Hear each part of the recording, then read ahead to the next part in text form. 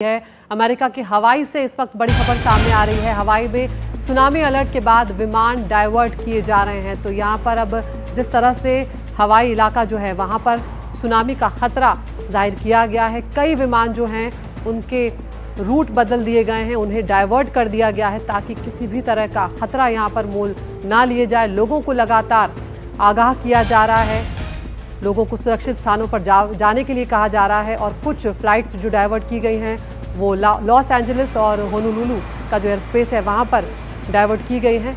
और अब यहाँ पर सावधानियाँ लगातार बढ़ती जा रही हैं। तो अमेरिका के हवाई से इस वक्त बड़ी खबर आ रही है। कई फ्लाइट्स जो हैं वो डाइवर्ट किए गए हैं सुनामी के अलर्ट के बाद। तो यहाँ पर रूस में जब धरती हिली है तो उसने आसपास के देशों में भी हड़कंप मचा दिया है। समुद्र तट पर यह भूकंप आया है, 8.8 तीव्रता का भूकंप है, जिसके बाद अब कई देशों में अलर्ट जारी किया गया है। डॉक्टर शर्मा, जब इस तरह के अलर्ट जारी किए जाते हैं सुनामी को लेकर, तो अब आपने जिस तरह से बताया कि तैयारियां कैसी की जाती हैं, लोगों को जहां पर सुनामी की एक तरह से अनुभव है, थोड़े बहुत उनके डूज और डोंट्स पता होते हैं, लेकिन यहाँ पर हम देख रहे हैं कि कुछ फ्लाइट्स को भी डाइवर्ट किया जा रहा है। किस तरह का खतरा यहाँ पर देखा जाता है, खासकर अगर आफ्टर शॉक्स की बात की जाए तो?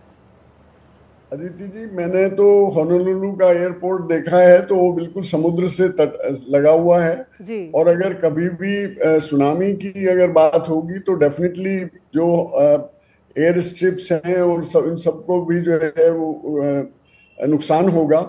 तो इसका ही पूर्व अनुमान लगा करके, और चूंकि जैसे मैंने आपको बताया कि पूरा वो लोग ये कोई बहुत बड़ी साइंस उनके लिए नहीं है, वो एस्टिमेट कर लेते हैं कि कितनी देर में सुनामी जो है कहाँ पे इसका वो होगा और कितना असर होगा। तो अगर वो ये कैलकुलेट कर लिया है कि होनोलुलु में या किसी और हवाई आइलैंड में इसका इम्पैक्ट होगा तो वहाँ पे उसी तरह की सावधानी ली जाती है। एयरपोर्ट तो बिल्कुल समुद्र के किनारे के बिल्कुल लगा हुआ है, ऐसा लगता है जैसे समुद्र में ही आप एयरक्राफ्ट को उतार रहे हो। तो इसलिए जितनी भी फ्लाइट्स हैं उस टाइम की वो सब डाइवर्ट कर दी जाएंगी। और देखिए, डिजास्टर मैनेजमेंट जो इन कंट्रीज में है, अब तो भारतवर्ष में भी आई थिंक मेरा कहना यह है कि अभी पिछले कुछ सालों में भारतवर्ष ने इसमें बहुत तरक्की की है। और आपदा प्रबंधन को मैं कह सकता हूं कि प्रायोरिटी दी गई है इस गवर्नमेंट ने। और हर तरह का, चाहे वो भूकंप हो, चाहे वो साइक्लोन हो, चाहे उस सब की प्रिपेयर्डनेस हमारी पहले के मुकाबले में बहुत अच्छी है।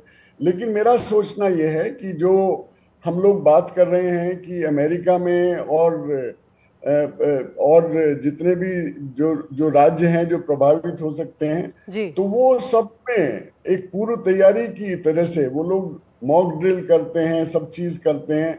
चूंकि कैलिफोर्निया, जैसे मैंने आपको बताया, कि बहुत प्रभावित क्षेत्र रहता है। बिल्कुल। के सर, संक्षेप में यहाँ पर अगर एक और सवाल आप बता पाएं कि जो आफ्टर शॉक्स की बात की जा रही है कि 7.5 तीव्रता तक के भूकंप आ सकते हैं, उसको लेकर आप यहाँ पर क्या साझा कर सकते हैं? क्योंकि ये तो समुद्र की सतह पर आया था भूकंप, जिसके चलते सुनामी की आशंका है, लेकिन अगर जमीनी सतह होती तो शायद खतरा बहुत ज्यादा होता। मिस अदिति, दरअसल क्या है कि जब भूकंप, ये आप बिल्कुल ठीक कर रही हैं कि ये शैलो भूकंप था। और शैलो भूकंप जब होता है तो उसका जो प्रभाव है, उसका जो इम्पैक्ट है, वो कई गुना बहुत ज्यादा हो जाता है। जितना भी ये पृथ्वी के नजदीक होगा इसका एपिसेंटर, जो फोकल पॉइंट जिसे हम कहते हैं फोकस, तो उतना ही जो इसका असर है, जो इम्पैक्ट है, वो बढ़ता चला जाता है। तो और समुद्र में भी अगर ये जितना ऊपर है तो सुनामी और उसकी जो लहरें हैं जो समुद्र के उस पे उसका प्रभाव जो है वो बढ़ जाता है। बिल्कुल।